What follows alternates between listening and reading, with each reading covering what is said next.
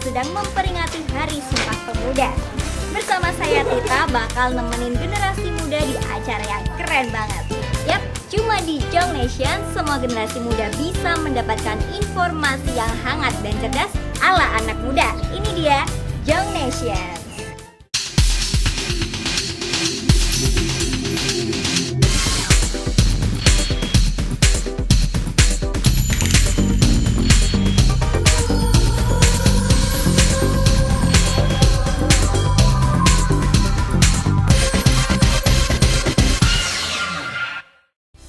Generasi muda, saat ini saya sedang berada di Kampung Batik Semarang. Nah, nanti Tita bakal ajakin generasi muda semua untuk mengenal khas batik Semarang dan tentunya belajar membatik juga dong. Eits, tapi sebelumnya tunggu dulu. Kita lihat highlight Jong Nation berikut ini.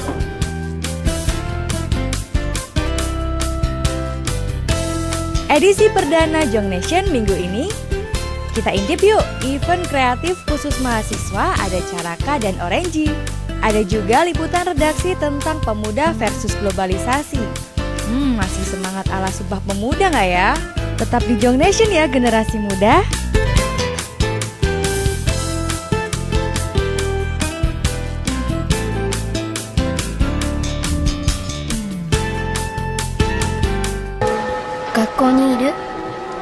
Wah, cantik-cantik ya batiknya.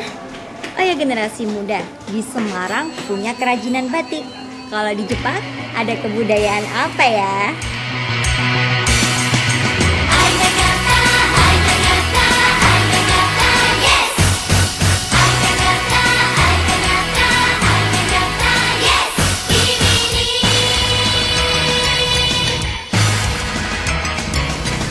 Original Event of Japan Indonesia atau Orange adalah sebuah festival budaya Jepang atau lebih dikenal dengan Bunkassai atau J-Fest. Orange bertujuan untuk memperkenalkan budaya Jepang baik tradisional maupun modern kepada masyarakat luas. Berbagai acara digelar untuk meramaikan Orange kali ini, di antaranya cover dance competition, lomba membuat manga atau komik Jepang dengan kreativitas sendiri, serta band performance yang membawakan lagu-lagu Jepang.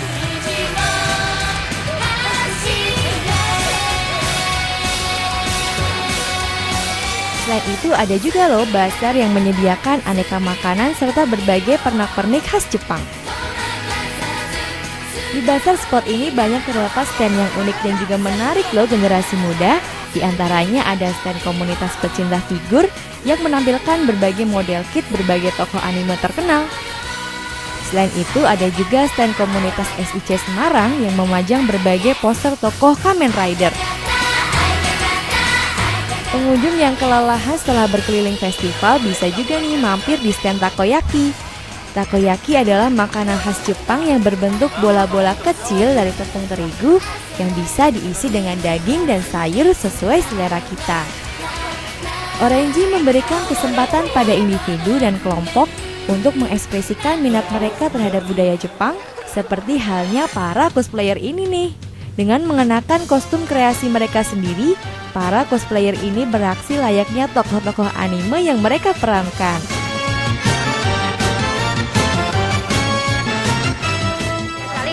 Aku tuh yang pengen cosplay, tapi nggak punya sarana, nggak punya arena yang buat ngembangin di mana sih. Nah, ini kan kalau ada acara-acara gini kan kita bisa ngasah kemampuan, pengalaman. Ini juga pengalaman pertama saya. Jadi sebagai pacuan saya buat kedepannya saya harus gimana gitu. Nah, generasi muda, Original Event of Japan Indonesia ini bisa nih sebagai sarana bagi kita untuk mengekspresikan apresiasi seni kita terhadap budaya Jepang. Tapi yang paling penting adalah kita sebagai generasi muda tidak boleh melupakan budaya asli kita, budaya Indonesia yang telah diwariskan oleh generasi sebelumnya. Yonisa Meista, Syedam Arahman, Tim Liputan Jong Nation. Wah, ternyata batik bisa dijadikan beragam jenis barang loh. Contohnya ini nih, tas batik. Kreatif banget kan? Nah, ngomongin soal kreatif nih, baru-baru ini digelar acara Festival Kreatif Mahasiswa se-Indonesia. namanya Caraka Festival Kreatif. Nah, penasaran kan bagaimana kreativitasnya generasi muda dalam acara itu? Ini dia liputannya.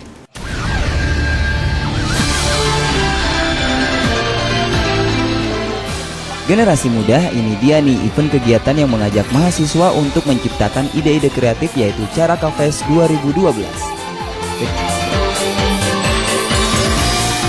Festival kreatif khusus mahasiswa ini memiliki tujuan untuk membuka wawasan, membuktikan dan menyiapkan mahasiswa ke industri periklanan. Memasuki tahunnya yang keempat, Caraka Fest mengajak mahasiswa untuk berkolaborasi sebagai perwujudan sebuah aksi alias kolaborasi. Karena pengetahuan dan wawasan yang dimiliki mahasiswa kreatif satu dengan lainnya tentu berbeda-beda. Sehingga melalui kolaborasi, karya yang dihasilkan mahasiswa kreatif ini dapat lebih memaksimalkan suara, semangat perubahan, dan aksi-aksinya menjadi lebih besar. Jadi kolaborasi itu kolaborasi untuk mewujudkan sebuah aksi. Jadi kita tuh ngelihat anak muda mahasiswa sebagai agent of change tuh selalu nggak pernah bisa ngerasa puas dengan stagnansi yang ada di sekeliling mereka. Jadi dengan apa yang mereka buat, dengan aksi yang mereka buat, semoga aja bisa merubah segala stagnansi yang ada di sekeliling mereka. Ada beberapa kategori yang dilombakan, diantaranya TVC, Digital Activation, Print Ad, Radio Ad, Ambient, dan satu kategori baru yaitu Integrated Media. Nah, untuk menantang para peserta tahun ini, Caraka juga memiliki klien salah satunya dari LPI, yaitu Lembaga Pendidikan Indonesia, guna membuka wawasan tentang dunia SMK. Kita intip yuk hasil karyanya. Nah, gimana? Keren-keren kan generasi muda? Kalau saya sih ya kreatif ya, jadi bisa meningkatkan kreativitasnya anak muda. Bagus sih acara kayak gini. Menurut saya juga karyanya lebih bagus pada tahun kemarin ya, kan juga ada kategori yang baru lagi. Pemenang Caraka of the Year tahun ini berhasil diraih oleh Institut Teknologi Bandung alias ITB. Syahdamah Rahman, Kembang Soca, Tim Liputan, Jong Nation. Jangan kemana-mana ya generasi muda, tetap di Jong Nation.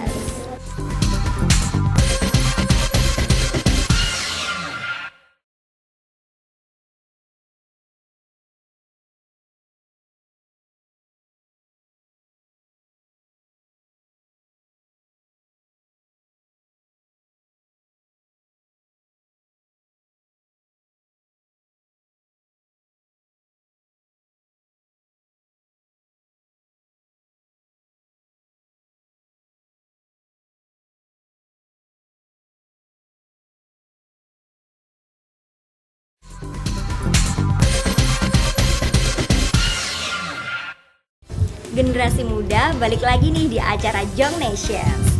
Kali ini Tita bersama Bapak Tributomo sebagai pendiri Galeri Kampung Batik Semarang. Selamat siang Bapak. Selamat siang.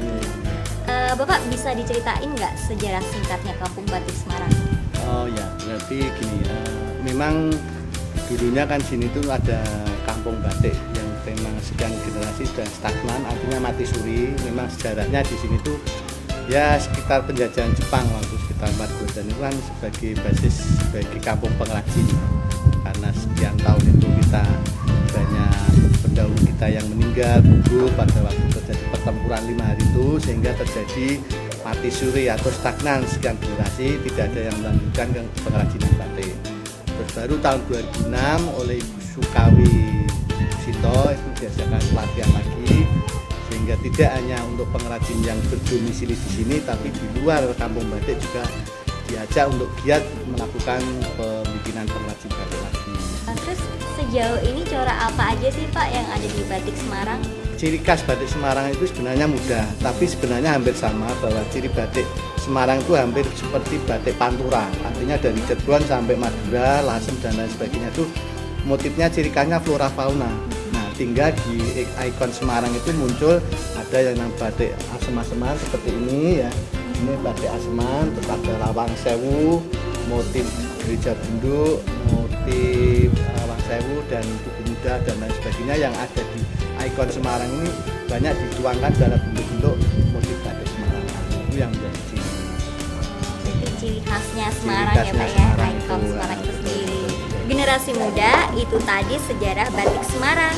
Berbeda lagi dengan peristiwa bersejarah 28 Oktober 1928 yaitu Sumpah Pemuda. Di era globalisasi seperti ini masih ada nggak ya pemuda yang berperilaku seperti yang diharapkan pada Sumpah Pemuda? Generasi muda tahu dong Sumpah Pemuda?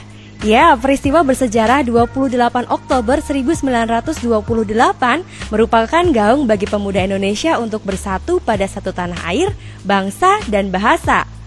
Walau zaman semakin maju, pemuda tetaplah harapan bangsa.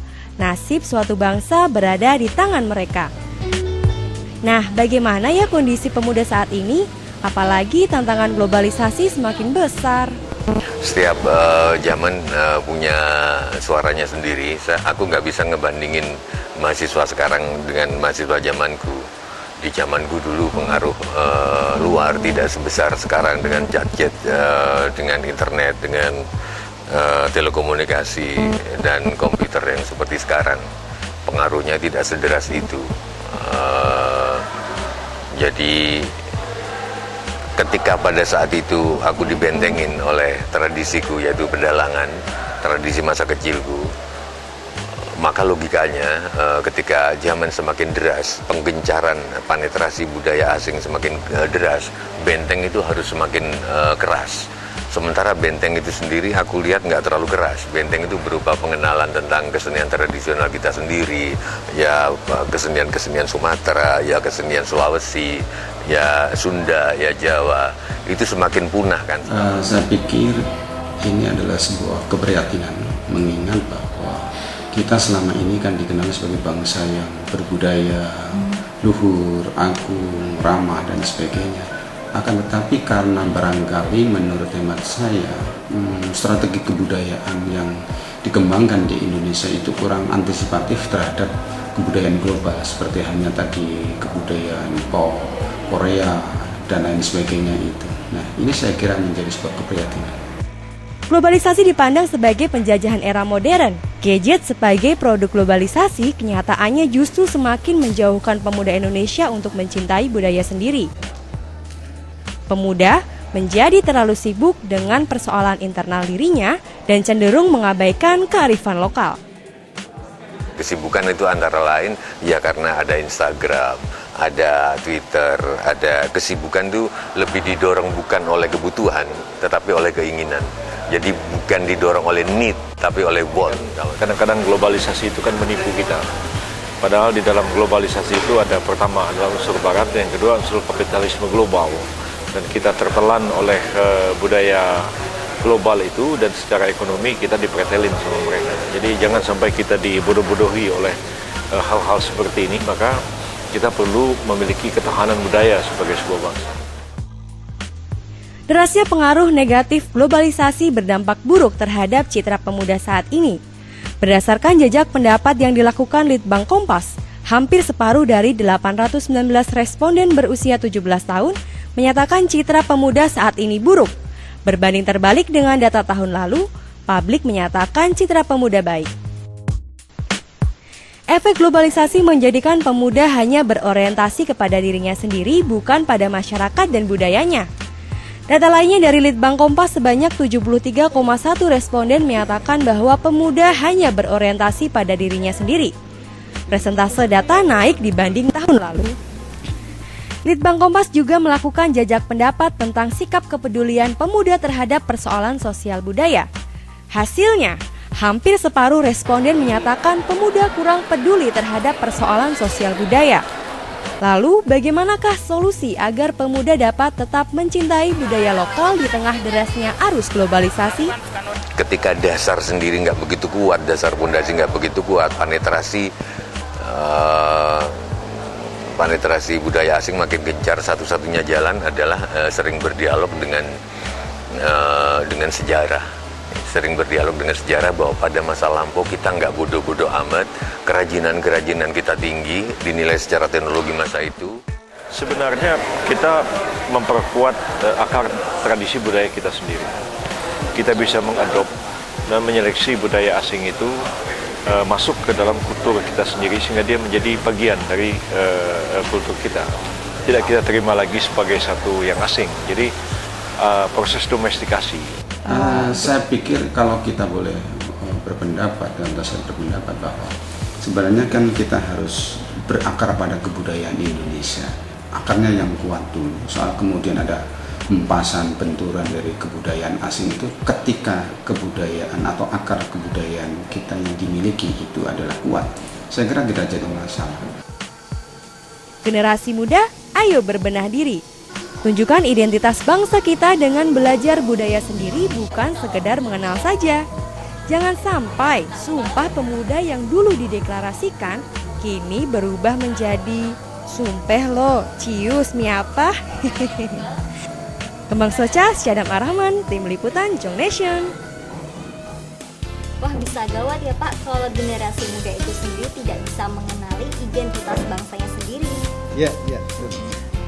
Nah, sekarang Bensito bakal ngetes nih para generasi muda, kira-kira hafal nggak ya bunyi Sumpah